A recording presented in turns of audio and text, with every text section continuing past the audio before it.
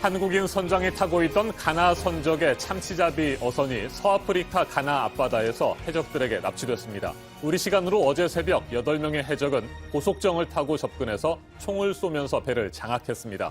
피랍된 곳은 평소에도 해적이 수시로 출몰하던 해역이었습니다. 해적들은 한국인 선장과 러시아, 중국 선원 등 모두 5명을 데리고 사라졌습니다.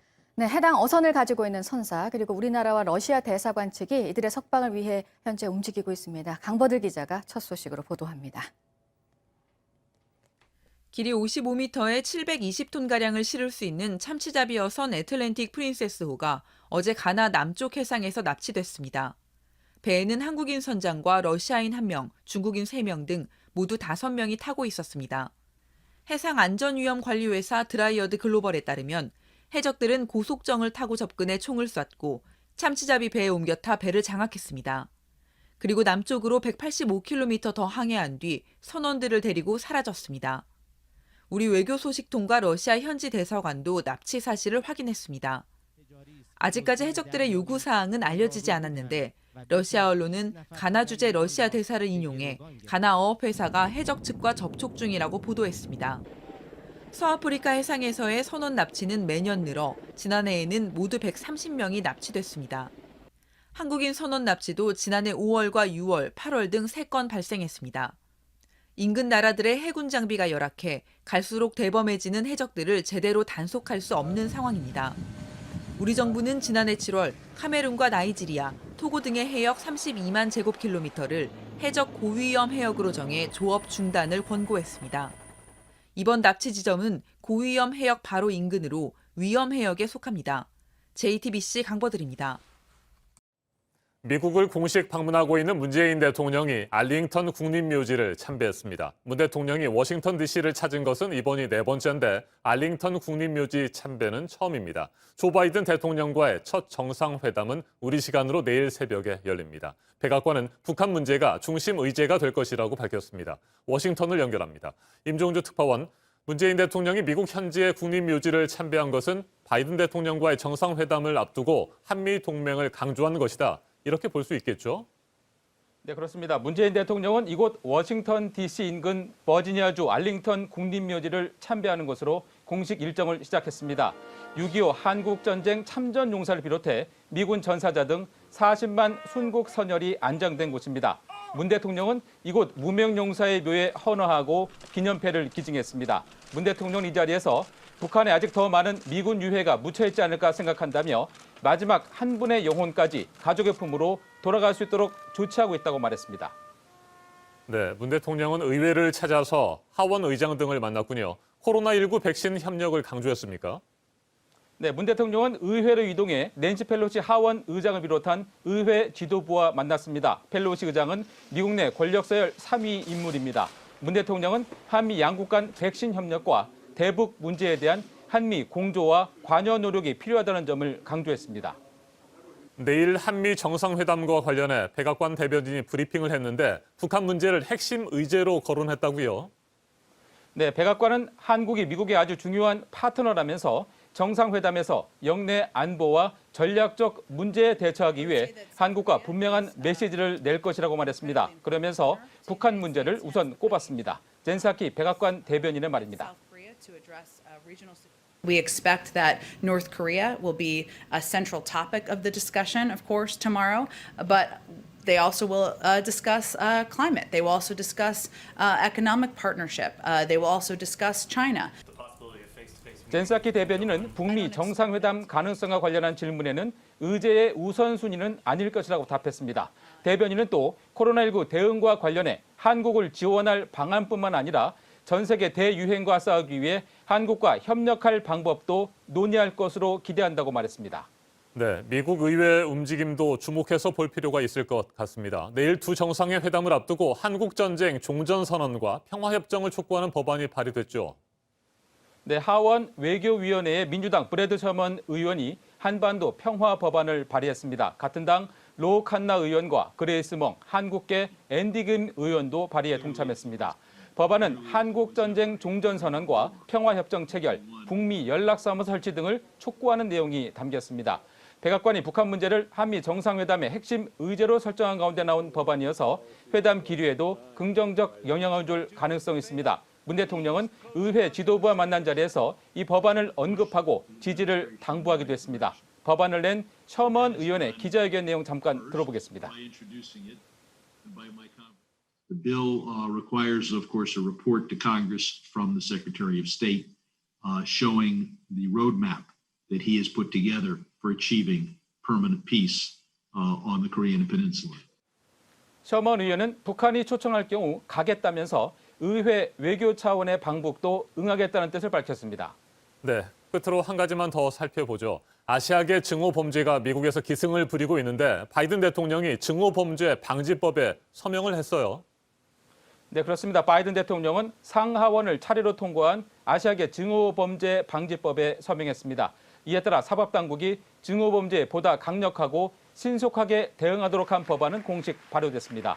바이든 대통령은 침묵은 공모라고 비판하고 증오범죄를 근절하기 위해 목소리를 내야 한다고 강조했습니다. 지금까지 워싱턴에서 JTBC 임종주입니다.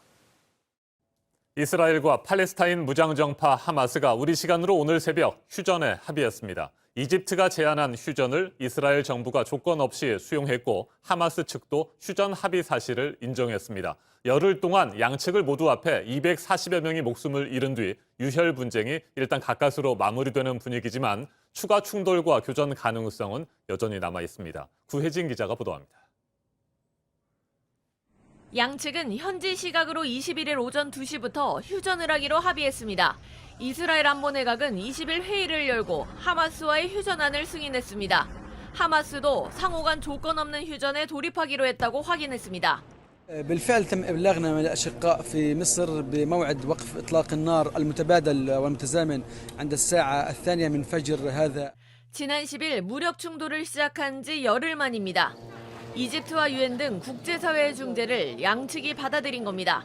앞서 같은 날 유엔 총회 긴급회의에서 안토니오 구테우스 유엔 사무총장은 즉각적인 휴전을 촉구했습니다. 특히 양측의 민간인 공격은 전쟁 규칙에 대한 위반이라며 비판했습니다. If there is a hell on earth, it is the lives of children in Gaza today. 이스라엘과 하마스의 이번 유혈 분쟁은 2014년 이후 가장 심각한 수준이었습니다. 예루살렘의 성지에서 열린 팔레스타인 주민들의 반이스라엘 집회를 이스라엘 정부가 강경 진압하면서 분쟁이 시작됐습니다. 불만을 품은 하마스가 선제 로켓포 공격을 가했지만 이스라엘이 첨단 무기를 동원해 반격했습니다. 가자 지구에서는 어린이 61명을 포함해 232명이 목숨을 잃었고 이스라엘에선 12명이 숨졌습니다. 하마스는 지난 열흘간 4,500발 이상의 포를 퍼부었지만 이스라엘의 아이언돔에 대부분 무력화됐습니다. 팔레스타인 측은 휴전에 환영의 뜻을 나타냈지만 여러 종교의 성지인 예루살렘 문제에 해결책이 필요하다고 밝혔습니다. 해묵은 갈등을 해결할 방안이 나오지 않는 한 충돌이 생길 가능성은 여전히 존재합니다. JTBC 구혜진입니다. 오늘 0시 기준 국내 코로나19 신규 확진자 수는 500명대 중후반에 이를 것으로 보입니다. 어젯밤 9시까지 513명이 새롭게 확진 판정을 받았습니다. 정부는 다음 주부터 3주 동안 적용할 거리두기 조정안을 오늘 오전에 발표할 예정인데 현행 거리두기와 5명 이상 모임 금지 조치 등을 그대로 유지할 가능성이 높습니다. 최근 바이러스가 유흥업소를 중심으로 다시 빠르게 퍼지고 있어서 긴장을 늦출 수 없는 상황입니다. 특히 강원도 원주시에서는 유흥업소를 찾았던 시청 공무직 노동자와 초등학교 체육 지도자까지 잇따라 확진 판정을 받았습니다. 조승현 기자입니다. 회원 수가 4만 명이 넘는 원주 지역의 인터넷 맘카페입니다. 게시판이 코로나19 확진자 관련 글로 가득합니다. 댓글엔 유흥업소 이용자를 비난하는 내용이 많습니다. 급기야 맘카페 운영진이 인신공격이나 비난을 자제해달란 공지를 올렸습니다. 원주 농업기술센터 공무직 3명과 초등학교 운동부 지도자가 도우미까지 불러 놀다가 확진된 사실에 여론이 나빠진 겁니다. 특히 공무직과 관련해선 공직사회 내부에서도 비판이 나왔습니다. 일탈 행동을 한 거에 대해서는 일벌 100개를 해서 추후에 이런 일들이 없도록 하는 게 필요하고요. 다만 방역 업무에 최선을 다하고 있는 대다수의 직원까지 비난하진 말아달라고 부탁했습니다. 지금까지 원주 유흥업소발 확진자는 27명입니다. 사회적 거리두기가 2단계로 올라 유흥업소는 물론 카페나 음식점 등도 영업에 제한을 받습니다. 이러면 딱 손님이 끊겨요. 해 장사가 안 돼, 저녁에도. 그러지 않아도 힘든데. 사실 유흥업소 관련 확진자는 다른 지역에서 지금도 쏟아지고 있습니다. 경북 김천시의 단란주점에선 지난 18일 업주 부부에 이어 이용자 9명 등 모두 11명이 확진 판정을 받았습니다. 그제 대구 지역 신규 확진자 9명 가운데 6명도 유흥업소 관련이었습니다. 거리두기 1.5단계에선 유흥업소 출입이 가능합니다. 종사자들의 생계 문제도 있는 만큼 이용자를 무조건 비난하긴 어렵습니다. 그럼에도 지금 시국에 적절치 못한 처신이란 목소리는 끊이지 않고 있습니다. JTBC 조승현입니다. 테슬라의 최고 경영자 일론 머스크. 전 세계에서 그를 말릴 수 있는 사람은 정말 아무도 없는 것일까요?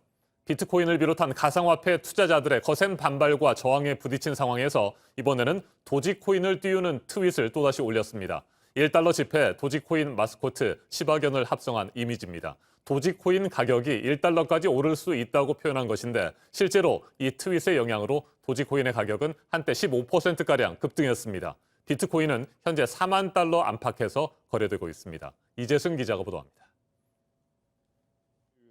테슬라 CEO 일론 머스크의 트위터, 팔로워가 무려 5,500만 명에 달합니다. 머스크의 트윗 한 번으로 테슬라 주가뿐만 아니라 가상화폐 시장이 들썩입니다.